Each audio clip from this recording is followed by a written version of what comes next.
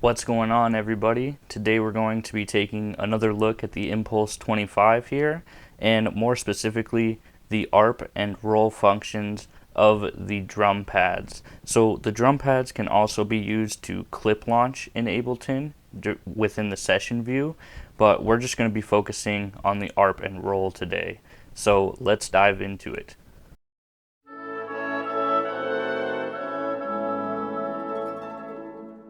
So I thought the best way to really get a better understanding of the arp and roll functions would just to be making like a simple beat or a simple loop that we can use.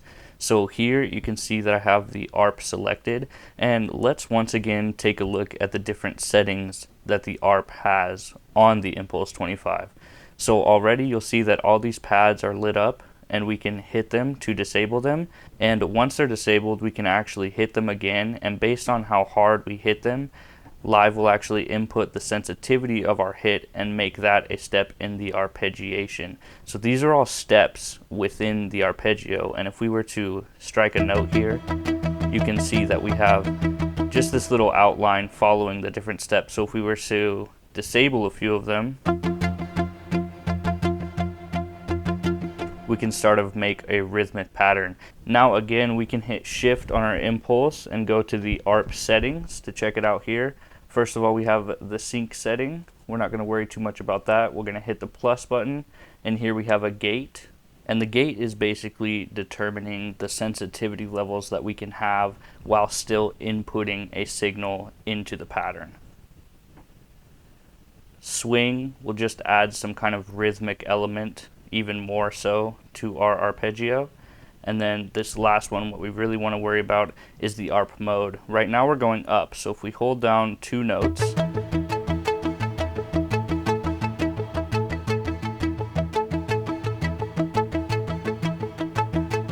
it will simply go up in the key range.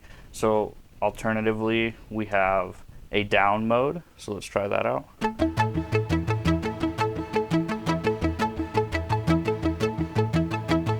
And so that's starting with the highest note and moving down, which is opposite to the up mode. Next we have a chord mode,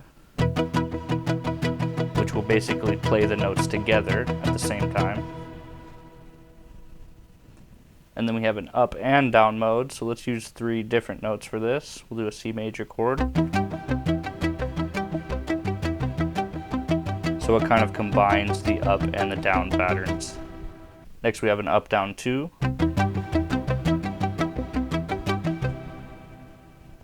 Next we have a random mode, random 1.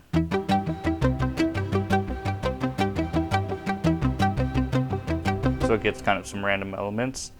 And then we have what looks like a poly.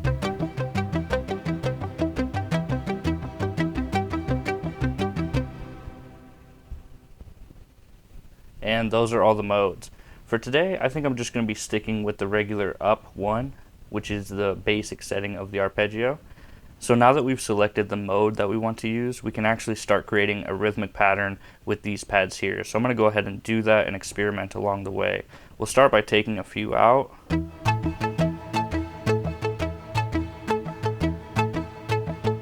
I kind of like that, but I'm going to make these notes just a little bit softer than the other ones so that they're not missing completely. And we'll see how that sounds.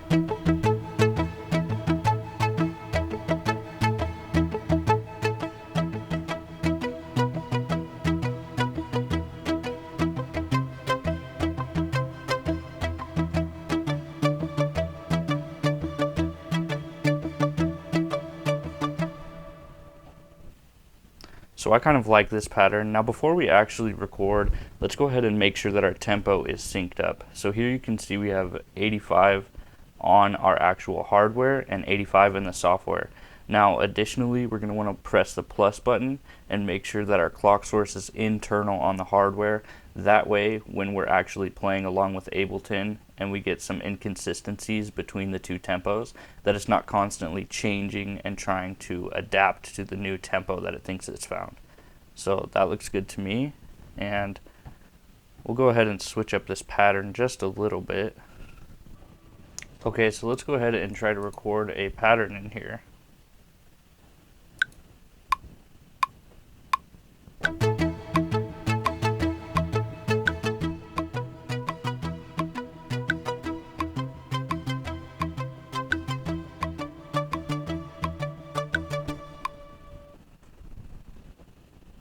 We'll clean up the ends and put this to loop.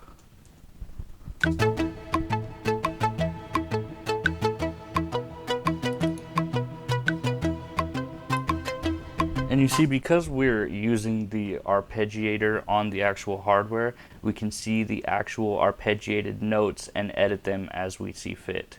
So I'm going to go ahead and edit up these notes a little bit until I get something a little bit more of what I was going for.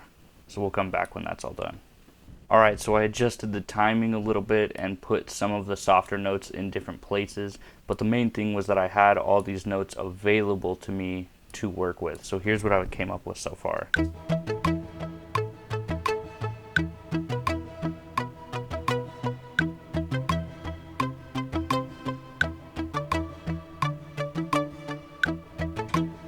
Alright, so I think using these same notes, I'm going to go ahead and create an 808 pattern with this 808 instrument that I already have loaded up, and we'll come back when that's all done. So I've made a really simple 808 pattern here, and we'll just make it so that the color actually matches that of the track that it's on, just for some variation and some organization. So let's go ahead and listen to what we have so far.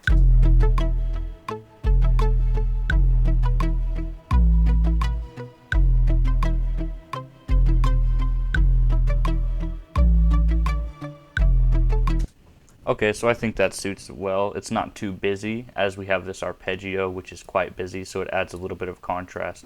Now I think it's time to add in some drums. So we'll just create a fresh MIDI clip here, and we'll go ahead and use these pads to actually create our drum. So now if we go ahead and exit out of this ARP mode, we just have some regular drum pads. So let's go ahead and play around with creating our own little drum loop here. So I think we'll just start by recording the actual snare itself.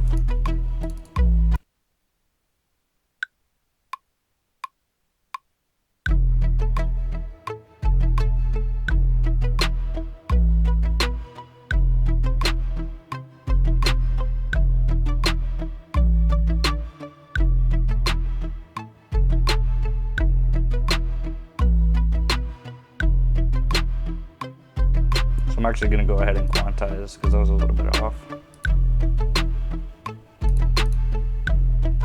Now we can start playing around with the kick.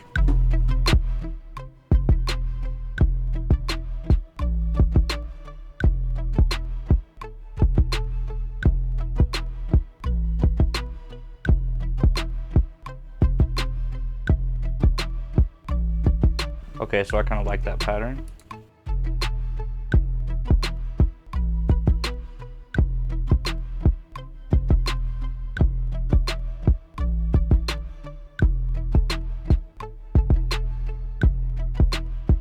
And I accidentally hit a misclick here.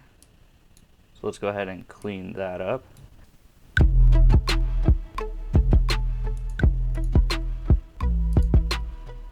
We'll go ahead and quantize this to 16ths.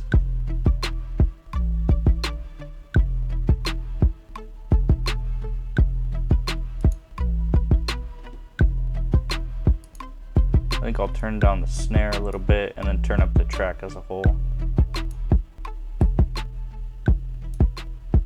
And we're clipping a bit, so let's go ahead and bring all of our tracks down. So now here on the hats, we'll actually use the roll function of the Impulse 25, so we'll turn that on. Oops, we need to actually arm it.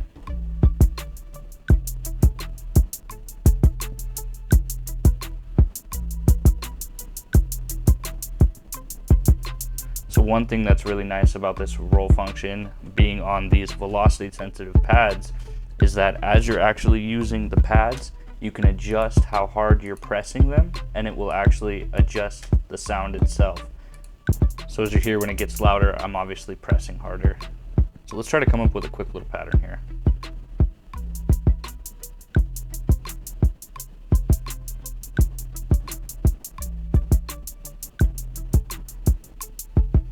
Alright, so I think I like that, so let's actually try to capture the MIDI that we just had and see how that sounds.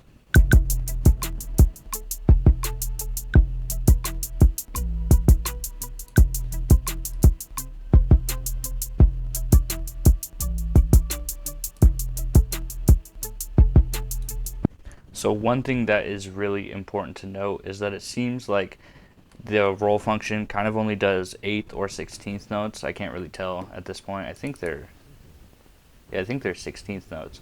But anyway, if you wanted to do faster or slower notes, basically what I would recommend doing is using the shift key and pressing on this roll function here on the hardware and either halving or doubling the tempo. Now because this tempo is on 85, we can't really half it, but we can double it, say change it to 170, and then you'll be playing even faster notes. Just for example of that, let's go ahead and change the tempo to 170. Other than that though, there's not really a variation that you can get. So as you can see, those are much faster than what we originally had. So I hope you guys learned something new in how to use the ARP and roll functions on this Impulse 25, or at least it just gave you an example and maybe some motivation for you to get out there and make your own music. I really like the Arpeggiator function because you have access to these velocity sensitive pads in which you can make a rhythmic pattern based on sensitivity and timing. I think that having the options for sensitivity is just really great, and it just adds the little cherry on top of your production. So yeah, here's our little loop for you to listen to one last time, and thank you guys for joining me. I'll see you next time.